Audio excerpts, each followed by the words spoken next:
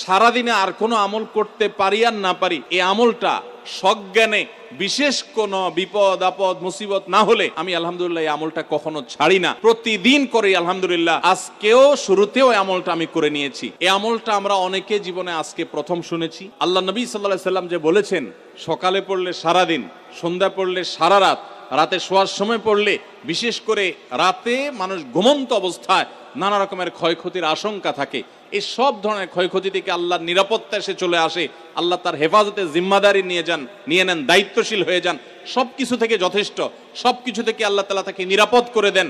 এই বিশ্বাস, এই ইয়াকিন নবী সাল্লাল্লাহু আলাইহি ওয়াসাল্লামের কথার প্রতি আমাদের আছে না নাই?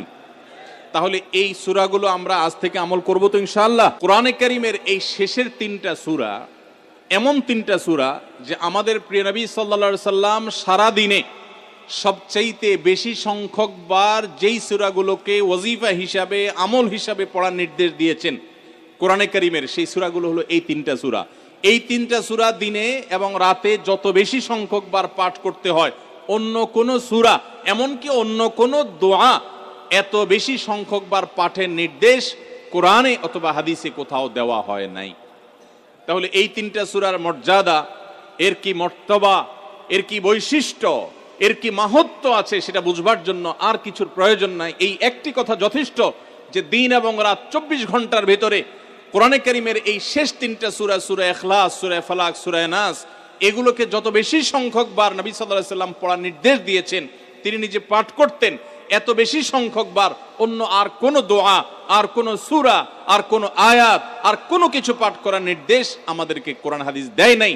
এখান থেকে এই 3টার সূরা যে আল্লাহর কাছে কত গুরুত্বপূর্ণ, নবী সাল্লাল্লাহু আলাইহি সাল্লামের কাছে কত গুরুত্বপূর্ণ, যে রিপিটেডলি এত বেশি সংখ্যক বার পাঠ করার নির্দেশ দেওয়া হয়েছে, এটা পরিষ্কারভাবে বোঝা যায় কি যায় না বলেন?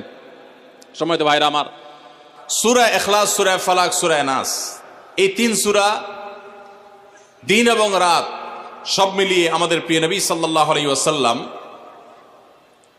3 জায়গায় তিনি 3 সময় এই সূরাগুলো পাঠ করতেন। একটা হলো সকাল এবং সন্ধ্যায়। সকাল এবং সন্ধ্যায় নবী করিম সাল্লাল্লাহু আলাইহি ওয়াসাল্লাম 3 কুল পড়তেন। এটাকে সংক্ষেপে বলা হয় 3 কুল। যেহেতু 3 সূরা শুরুতে কুল শব্দটা আছে, এই জন্য সংক্ষেপে বলা হয় 3 কুল। এই 3 কুল ইখলাস, ফালাক, নাস, এই শেষের 3টা সূরা কোরআনের, এই 3টা সূরাকে আমাদের প্রিয় নবী সাল্লাল্লাহু আলাইহি ওয়াসাল্লাম সকাল সন্ধ্যায় পড়তেন। একটা টাইম পাইলাম, কোন টাইমে পড়তেন? সকাল এবং সন্ধ্যায়। সকাল এবং সন্ধ্যার পাশাপাশি তিনি রাতে ঘুমানোর আগে আবার পড়তেন। তাহলে 2টা টাইম পাইলাম।